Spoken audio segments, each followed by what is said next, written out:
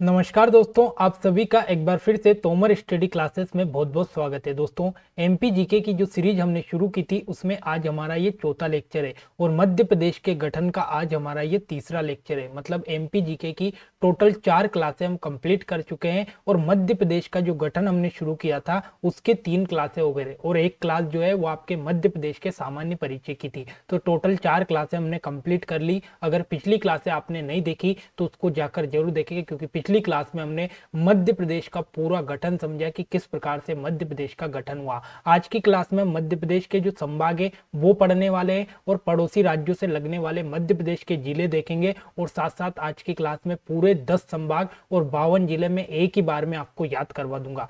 पर शर्त ये रहेगी कि आपको पूरी क्लास को पूरा ध्यान से और पूरा फोकस करके देखना होगा। तो ठीक है, बिना किसी देरी के हम क्लास को शुरू करते हैं और सबसे पहले हम यहाँ पर पढ़ते हैं संभाग। तो याद रखना, मध्य प्रदेश में अपन ने देखे थे कि टोटल कितने संभाग है, तो 10 संभाग है। ठीक है, अब 10 संभाग में कौन कौन से संभाग में कौन सा जिला आता है ये हमको देखना है और कौन सा संभाग कहाँ पर है, उसका नाम क्या है ये हमें देखना है। ठीक है, तो सबसे पहला संभाग आता है आपका चंबल संभाग। ठीक है, तो चंबल संभाग की अगर हम बात करें तो इसमें टोटल 3 जिले आते हैं। कौन कौन से आते हैं, तो भिंड, मुरैना, श्योपुर। कौन कौन से, भिंड आता है, मुरैना आता है और श्योपुर आता है। तो सबसे पहले हम छोटे मैप को देखेंगे और छोटे मैप के बाद हम बड़े मैप पे आएंगे। तो छोटे मैप पे आप यहाँ पर देखोगे तो ये मध्य प्रदेश के बिल्कुल ऊपर चोटी पर जो आपका ये भाग में बना रहा हूं ये है आपका चंबल संभाग। ठीक है, तो चंबल संभाग ये आपका यहाँ पर आता है। ठीक है, तो अपन ने देख लिया कि भाई चंबल संभाग की लोकेशन कहाँ है। अब अपन आते हैं बड़े मैप पर। तो यहाँ पर देखो ये 3 जिले आ रहा है। एक तो आ गया आपका भिंड आ गया, एक मुरैना आ गया और ये श्योपुर आ गया। तो ये चोटी पर जो 3 जिले हैं ये आपका कौन सा संभाग है,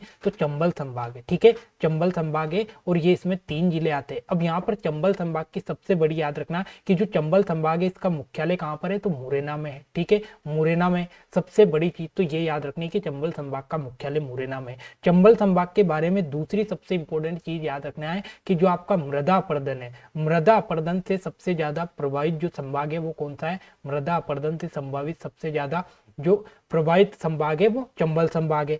दूसरी बात ये याद रखनी है कि सबसे कम वर्षा, सबसे कम जो वर्षा होती है ये भी इसी संभाग में होती है। सबसे कम वर्षा भी आपका चंबल संभाग में होती है। तो ये 3 इंपॉर्टेंट पॉइंट यहाँ पर याद रखना है कि चंबल संभाग है जिसमें 3 जिले आते हैं, भिंड, मुरैना और श्योपुर। ठीक है, सबसे पहले इसका मुख्यालय मुरैना में है। मृदा अपरदन की समस्या से सबसे ज्यादा प्रभावित चंबल संभाग है और सबसे कम वर्षा भी चंबल संभाग में ही होती है। ठीक है, 3 पॉइंट याद रखना और भिंड, मुरैना, श्योपुर ये तीनों जिलों की आपको यहाँ पर लोकेशन भी याद रखनी है। अब यहाँ से आपको क्या करना है कि साथ साथ जिलों की लोकेशन देखते चलना है। जैसे यहाँ पर आ गया भिंड, यहाँ पर आ गया मुरैना और ये श्योपुर, तो ये तीनों जिले चंबल संभाग में आ गए।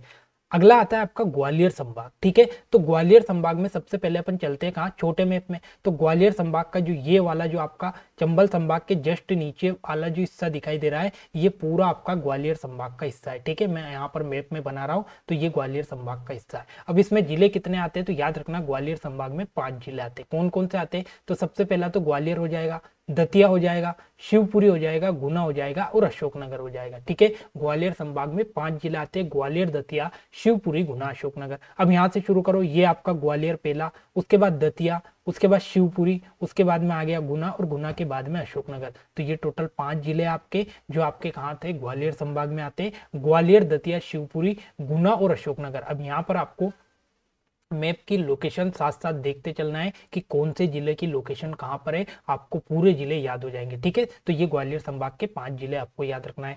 अगला संभाग आता है आपका भोपाल संभाग। ठीक है, तो भोपाल संभाग का यहाँ पर मैप में देखो ये पूरा जितना भी हरा कलर में आपको दिखाई दे रहा है ये हरा कलर में पूरा संभाग आपका भोपाल संभाग है। ठीक है, तो भोपाल संभाग ये हरे कलर में दिखाई दे रहा है। अब इसमें जिले कितने आते हैं, तो 5 जिले आते हैं। कौन कौन से, विदिशा, राजगढ़, भोपाल, सीहोर और रायसेन। तो ये 5 जिले भोपाल संभाग में आते हैं। अब इनकी लोकेशन देखो, सबसे पहले यहाँ पर आपको दिखाई दे रहा है विदिशा। ठीक है, विदिशा के बाद में ये आपका राजगढ़, राजगढ़ के बाद में आता है ये आपका छोटा सा भोपाल, भोपाल के बाद में आता है सीहोर और सीहोर के बाद में रायसेन। तो ये जो आपको पूरा संभाग दिखाई दे रहा है ये आपका कौन सा संभाग है, तो ये भोपाल संभाग है। और भोपाल संभाग में 5 जिले आते हैं। एक बार फिर से नाम बोल रहा हूँ, विदिशा, राजगढ़, भोपाल, सीहोर, रायसेन। और सबसे इंपॉर्टेंट बात ये याद रखना है कि इसके सभी जो जिले, इसके सभी जिले मतलब इसके 5 जिलों से कर्क रेखा होकर गुजरती है। तो एकमात्र ऐसा संभाग है जिसके सारे जिलों से होकर कर्क रेखा गुजरती है। गुजरती है। ठीक है, अगला आता है आपका उज्जैन संभाग। ठीक है, तो उज्जैन संभाग की लोकेशन देखो, ये यहाँ से ये पूरा जो आपको हिस्सा दिखाई दे रहा है पिंक कलर में, ये पूरा इतना बड़ा आपका यहाँ पर उज्जैन संभाग है। ठीक है, उज्जैन संभाग में जिलों की संख्या कितनी है? 7। ठीक है, अब यहां से शुरू करना। सबसे पहले आएगा आपका नीमच, नीमच के बाद मंदसौर, मंदसौर के बाद रतलाम, रतलाम के बाद उज्जैन, उज्जैन के बाद आगर मालवा, आगर मालवा के बाद शाजापुर और शाजापुर के बाद देवास। तो ये 7 जिले आपके उज्जैन संभाग में आते हैं। ऊपर से शुरू करना, नीमच, मंदसौर, रतलाम, उज्जैन, आगर मालवा, शाजापुर, देवास। तो ये टोटल 7 जिले आपके उज्जैन संभाग में आते हैं। ठीक है, अगला संभाग आया आपका इंदौर संभाग। ठीक है, इंदौर संभाग आपको यहाँ पर दिखाई दे रहा है, ये छोटे मैप में देखो, ये पूरा जो हिस्सा आपको दिखाई दे रहा है ये इंदौर संभाग। अब यहाँ पर इसमें कितने जिले आते हैं? तो 8 जिले आते हैं। सबसे इंपॉर्टेंट बात, तो यहाँ पर सबसे इंपॉर्टेंट हम 8 जिलों को देखते हैं। सबसे पहले आपका झाबुआ, अलीराजपुर, धार, इंदौर, बड़वानी, खरगोन, खंडवा, बुरहानपुर। ठीक है, तो यहाँ से शुरू करते हैं। सबसे पहले ये आ गया झाबुआ, ये आ गया आपका अलीराजपुर, ये आ गया बड़वानी, उसके बाद में ये आ गया आपका धार, इंदौर, खरगोन, खंडवा और बुरहानपुर। तो ये टोटल जो जिले आपको 8 जिले दिखाई दे रहे हैं, ये टोटल 8 जिले आपके इंदौर संभाग में आते हैं। और इंदौर संभाग की सबसे बड़ी विशेषता याद रखना कि जनसंख्या की दृष्टि से मध्य प्रदेश का जो सबसे बड़ा संभाग है ये कौन सा है? आपका इंदौर संभाग है। किससे?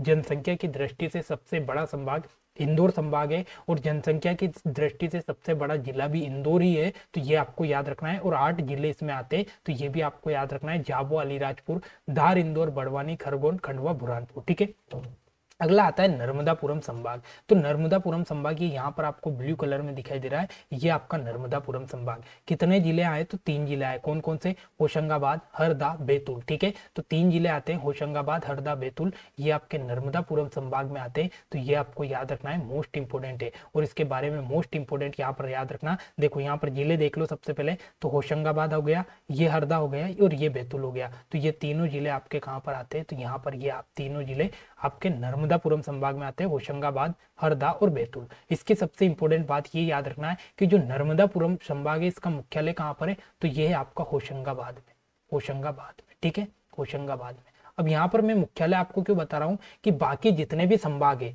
उन सबके संभाग से जो नाम है, जैसे इंदौर संभाग है तो इंदौर संभाग का मुख्यालय इंदौर में, जबलपुर संभाग है तो जबलपुर संभाग का मुख्यालय जबलपुर में। लेकिन 2 संभाग ऐसे, एक तो चंबल संभाग जिसका मुख्यालय कहाँ पर है? मुरैना में, और एक नर्मदापुरम संभाग जिसका मुख्यालय होशंगाबाद में। तो ये उन जिलों के नाम से नहीं है, तो इसलिए यहाँ पर एग्जाम में आप कंफ्यूजन हो सकते हो। ठीक है, अगला संभाग आता है आपका जबलपुर संभाग। तो जबलपुर संभाग की अगर हम बात करें तो सबसे पहले लोकेशन देखो, ये जितने भी आपको येलो या पीले कलर में क्षेत्र दिखाई दे रहा है ये पूरा क्षेत्र आता है जबलपुर संभाग में। जिले कितने आए? तो इसमें टोटल 8 जिले आते हैं। कौन कौन से? तो छिंदवाड़ा, नरसिंहपुर, सिवनी, बालाघाट, मंडला, डिंडोरी, जबलपुर और कटनी। अब इनकी लोकेशन देखो, ये आ गया आपका कटनी, ये आ गया आपका जबलपुर, यहाँ पर आ गया डिंडोरी, मंडला, बालाघाट, यहाँ पर सिवनी, छिंदवाड़ा और नरसिंहपुर। तो ये टोटल आपके यहाँ पर जो 8 जिले दिखाई दे रहे हैं ये पूरे 8 जिले आपके जबलपुर संभाग में आते हैं। और इसकी सबसे इंपॉर्टेंट यहाँ पर खास बात याद रखना कि क्षेत्रफल की दृष्टि से आपका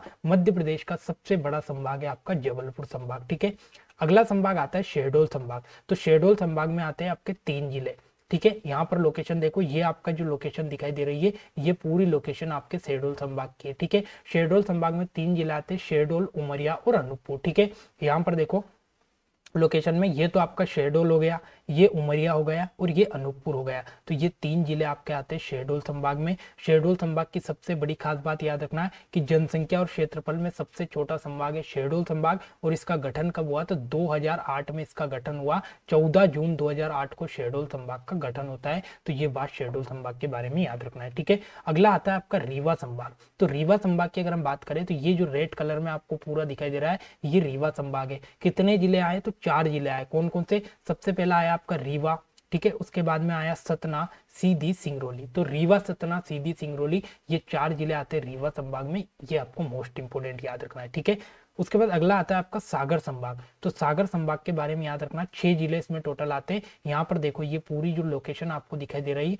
ये सागर संभाग की है। ठीक है, कौन कौन से? सागर, दमोह, पन्ना, छतरपुर, टीकमगढ़ और निवाड़ी। तो ये टोटल 6 जिले आपके सागर संभाग में आते हैं। लोकेशन देखो, सागर, दमोह, पन्ना, छतरपुर, टीकमगढ़ और निवाड़ी। तो ये टोटल 6 जिले आपके सागर, दमोह, पन्ना, छतरपुर, टीकमगढ़, निवाड़ी ये सागर संभाग में आने वाले जिले। ठीक है, तो आई होप कि ये सारे आपको संभाग यहाँ पर क्लियर हो गए होंगे। अब अपन ने यहाँ पर संभाग देख लिए। अब संभाग के बाद अपन देखेंगे कि पड़ोसी राज्यों से लगने वाले मध्य प्रदेश के कौन कौन से जिले हैं, तो ये मोस्ट इंपोर्टेंट है। ठीक है, तो सबसे पहले अगर हम देखें तो उत्तर प्रदेश के साथ मध्य प्रदेश के कितने जिले लगते हैं, तो याद रखना 13 जिला मध्य प्रदेश के उत्तर प्रदेश से लगते हैं। राजस्थान के साथ कितने लगते हैं, तो याद रखना राजस्थान के साथ मध्य प्रदेश के टोटल 10 जिले लगते हैं। ठीक है, तो यूपी के साथ कितने लगे, तो यूपी के साथ लगे 13। राजस्थान के साथ कितने लगे, तो राजस्थान के साथ लगे 10। वहीं अगर आपसे पूछे छत्तीसगढ़ के साथ कितने लगते हैं, तो याद रखना छत्तीसगढ़ के साथ 7। ठीक है, तो छत्तीसगढ़ के साथ लगते हैं आपके 7 जिले। वहीं अगर आप पूछे कि महाराष्ट्र के साथ कितने लगते हैं, तो महाराष्ट्र के साथ लगते हैं 9 जिले महाराष्ट्र के साथ लगते हैं। ठीक है, वहीं अगर आपसे पूछे कि गुजरात के साथ कितने लगते हैं, तो गुजरात के साथ आपके लगते हैं कितने, तो गुजरात के साथ लगते हैं 2 जिले। ठीक है, तो अगर सबसे कम किसके साथ लगते हैं, तो गुजरात के साथ लगते हैं, और सबसे ज्यादा जिले लगते हैं यूपी के साथ। ये बात आपको मोस्ट इंपोर्टेंट याद रखनी है। ठीक है, तो कौन से राज्य के साथ अब कौन कौन से जिले लगते हैं ये अपन से देखते हैं। ठीक है, यहाँ पर थोड़ा सा अपन देखते हैं। तो सबसे पहले अगर हम देखें तो जो आपका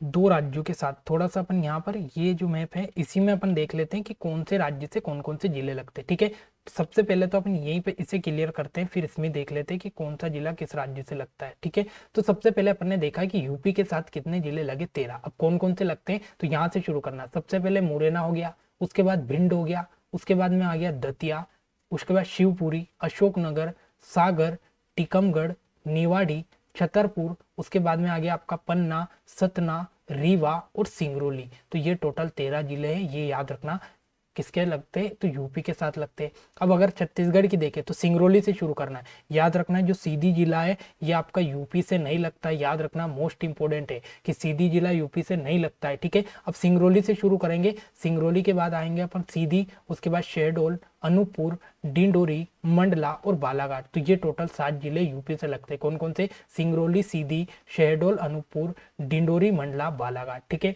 महाराष्ट्र की बात करें तो यहाँ से अपन चले महाराष्ट्र के में बालाघाट, शिवनी, छिंदवाड़ा, बैतूल, उसके बाद खंडवा, बुरहानपुर, खरगोन, बड़वानी और अलीराजपुर। तो ये टोटल 9 जिले जो किससे लगते हैं, महाराष्ट्र से।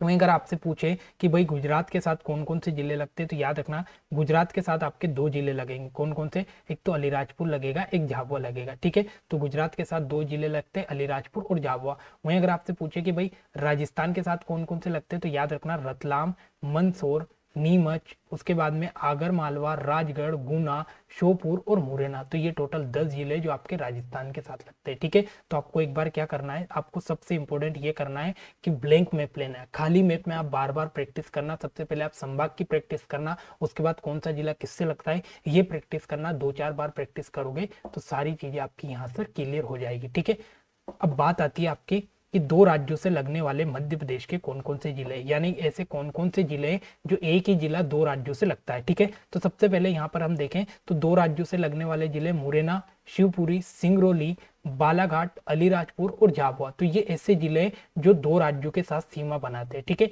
तो सबसे पहले हम देखते हैं मुरैना किस किस के साथ सीमा बनाता है। तो मुरैना की अगर हम बात करें तो मुरैना एक तो आपका किससे बनाएगा, तो एक तो आपका राजस्थान के साथ भी बनाएगा और एक यूपी के साथ भी बनाएगा। शिवपुरी की हम बात करें तो ये भी राजस्थान के साथ भी बनाएगा और यूपी के साथ भी बनाएगा। सिंगरौली की बात करें तो ये यूपी के साथ बनाएगा और एक छत्तीसगढ़ के साथ बनाएगा। बालाघाट की हम बात करें तो ये छत्तीसगढ़ के साथ बनाएगा प्लस महाराष्ट्र के साथ बनाएगा। अलीराजपुर की हम बात करें तो ये आपका महाराष्ट्र के साथ बनाएगा प्लस गुजरात के साथ बनाएगा। और एक झाबुआ की बात करें तो ये भी आपका गुजरात प्लस आपका राजस्थान के साथ बनाएगा। ठीक है, तो ये आपके टोटल जिले 6 जो कौन कौन से राज्यों से लगते हैं मैंने आपको बता दिए। 2 राज्यों से लगने वाले जिले। अब इनको मैप में देखो, यहाँ पर सबसे पहले अपन ने मुरैना देखा था, तो मुरैना इधर लग रहा है राजस्थान से और इधर चलेंगे तो यूपी से लग रहा है। ठीक है, वहीं शिवपुरी इधर यूपी से लगता है और इधर राजस्थान से लगता है। सिंगरौली की बात करें तो इधर लगेगा यूपी से और नीचे आओगे तो छत्तीसगढ़ से लगेगा। बालाघाट इधर छत्तीसगढ़ से लगेगा और इधर महाराष्ट्र से लगेगा। ठीक है, वहीं अगर हम बात करें अलीराजपुर तो इधर महाराष्ट्र से लगेगा और इधर गुजरात से लगेगा। वहीं झाबुआ की बात करें इधर गुजरात और इधर राजस्थान से। तो ये 2 राज्यों के साथ लगने वाले मध्य प्रदेश के कितने जिले, तो 6 जिले। ये बात आपको याद रखनी है, मोस्ट इंपोर्टेंट है। ठीक है, अब आगे बढ़ते हैं। अब यहाँ पर कुछ इंपॉर्टेंट पॉइंट लिखे हुए हैं, तो ये पॉइंट मैं आपको एक बार नोट करवा देता हूँ, क्योंकि ये जितने भी पॉइंट है एक फैक्ट के रूप में सारी चीजें अपन ने पढ़ ली है, सारी चीजें एक बार अपन ने पढ़ ली है, तो जल्दी जल्दी रिवाइज करवाऊंगा बिना किसी देरी के। तो सबसे पहले मध्य प्रदेश की उत्तर से दक्षिण की लंबाई कितनी है, तो 605 किलोमीटर है। मध्य प्रदेश की पूर्व से पश्चिम की लंबाई कितनी है, 870 किलोमीटर है। मध्य प्रदेश का सबसे उत्तरी जिला मुरैना है, सबसे दक्षिणी जिला बुरहानपुर है, सबसे पूर्वी जिला सिंगरौली है, सबसे पश्चिमी जिला अलीराजपुर है, सबसे बड़ा जिला क्षेत्रफल में छिंदवाड़ा है, सबसे छोटा जिला निवाड़ी है, जनसंख्या में सबसे बड़ा जिला इंदौर है, जनसंख्या में सबसे छोटा जिला निवाड़ी है। उसके बाद क्षेत्रफल में सबसे बड़ा संभाग जबलपुर है, क्षेत्रफल में सबसे छोटा संभाग शहडोल है, जनसंख्या में सबसे बड़ा संभाग जब इंदौर है, उसके बाद जनसंख्या में सबसे छोटा संभाग शहडोल है। मध्य प्रदेश से लगा क्षेत्रफल की दृष्टि से सबसे बड़ा राज्य राजस्थान, और मध्य प्रदेश से लगा जनसंख्या की दृष्टि से सबसे बड़ा राज्य यूपी। मोस्ट इंपोर्टेंट दोनों पॉइंट याद रखना कि क्षेत्रफल की दृष्टि से मध्य प्रदेश से लगा हुआ सबसे बड़ा राज्य राजस्थान, और जनसंख्या की दृष्टि से मध्य प्रदेश से लगा हुआ सबसे बड़ा राज्य आपका कौन सा, तो वो है आपका यहाँ पर यूपी। ठीक है, दोनों पॉइंट याद रखना। उसके बाद मध्य प्रदेश से सबसे कम लिंगानुपात वाला जिला कौन सा है, भिंड है। सबसे ज्यादा लिंगानुपात वाला जिला कौन सा है, बालाघाट। सबसे कम लिंगानुपात भिंड का और सबसे ज्यादा बालाघाट का। सबसे ज्यादा साक्षर जिला जबलपुर है, सबसे कम साक्षर जिला अलीराजपुर है। सबसे ज्यादा जनसंख्या घनत्व भोपाल का है, सबसे कम जनसंख्या घनत्व डिंडोरी का है। पृथ्वी का केंद्र बिंदु मंगलनाथ है। अखंड भारत का केंद्र बिंदु बरसाली बैतूल है। विभक्त भारत का केंद्र बिंदु करौंदी कटनी है। वर्तमान भारत का केंद्र बिंदु विदिशा है, और मध्य प्रदेश का केंद्र बिंदु सागर है। मोस्ट इंपोर्टेंट पॉइंट है, सबसे ज्यादा लिंग अनुपात वाला जिला बालाघाट और सबसे कम भिंड है। ठीक है, सबसे साक्षर जिला जबलपुर है, सबसे कम साक्षर जिला अलीराजपुर है। सबसे ज्यादा जनसंख्या घनत्व भोपाल का है और सबसे कम डिंडोरी का है। उसके बाद पृथ्वी का केंद्र बिंदु मंगलनाथ है। अखंड भारत का बरसाली बैतूल है। विभक्त भारत का करौंदी कटनी है, और वर्तमान में भारत का केंद्र बिंदु मोस्ट इंपोर्टेंट विदिशा है, और मध्य प्रदेश का केंद्र बिंदु पूछे तो सागर है। ठीक है, उसके बाद मध्य प्रदेश में पूर्व से पश्चिम तक समय में कितना अंतर है, तो 34 मिनट। मोस्ट इंपोर्टेंट है कि पूर्व से आपका सूरज को पश्चिम तक पहुंचने में कितना समय लगता है, तो 34 मिनट लगता है। ठीक है, वहीं सीधी से झाबुआ तक समय में कितना अंतर है, तो 30 मिनट है। ठीक है, सबसे पूर्वी जिला सिंगरौली है और सबसे पश्चिमी जिला अलीराजपुर है। तो यहाँ से सिंगरौली से अलीराजपुर तक तो 34 है, लेकिन झाबुआ से सीधी तक पूछे तो 30 मिनट है। ठीक है, अंतर्वर्ती जिले कितने हैं, तो याद रखना 17 है। अंतर्वर्ती जिले मतलब ऐसे जिले जिनकी सीमा किसी अन्य राज्य से नहीं लगती, वो अंतर्वर्ती जिले, और उनकी संख्या कितनी है, तो 17 है। वहीं पड़ोसी राज्यों से लगने वाले जिले कितने हैं, तो टोटल 35 ऐसे जिले जिनकी सीमा अन्य राज्यों से लगती है। और जो पड़ोसी राज्य है उनके मध्य प्रदेश से कितने जिले लगते हैं, तो 41 जिले लगते हैं। मोस्ट इंपोर्टेंट है,